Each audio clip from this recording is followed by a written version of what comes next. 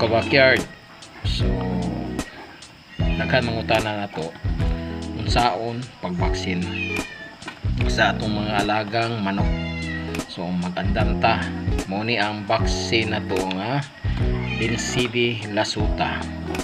So mag-prepare ta sa newspaper o kabo nga adunay ice para permanente ang temperature sa bugnaw para ang live vaccine dili dayon mamatay kung atong ipatak sa atong mga manok.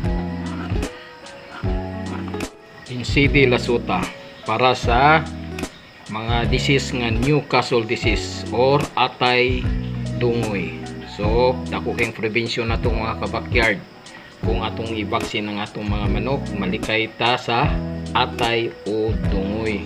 So importante kayo ni karon, labi na karon nagsugod ng ulan.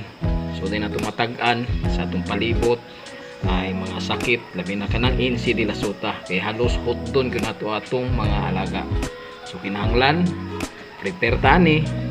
So makita ninyo kung saon pag patak dito sa mata sa atong mga sisiw or mga dagko nga manok. So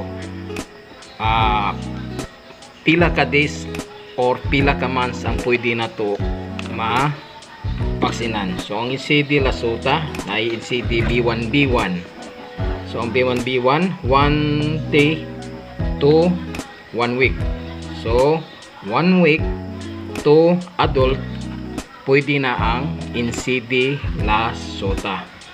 So remind, NCD B1B1 para sa atong mga day old to 1 week.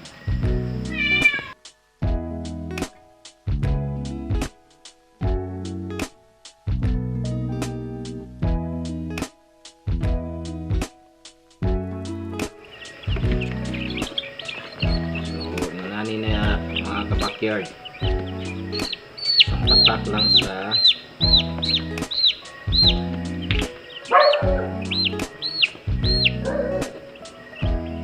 para sa mga sisiw.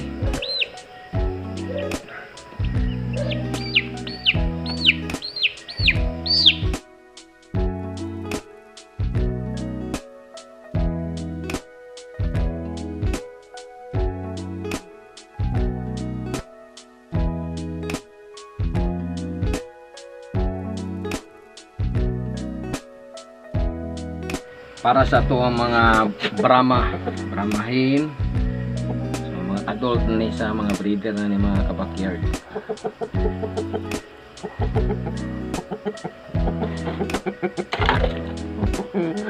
Ay, liyabo.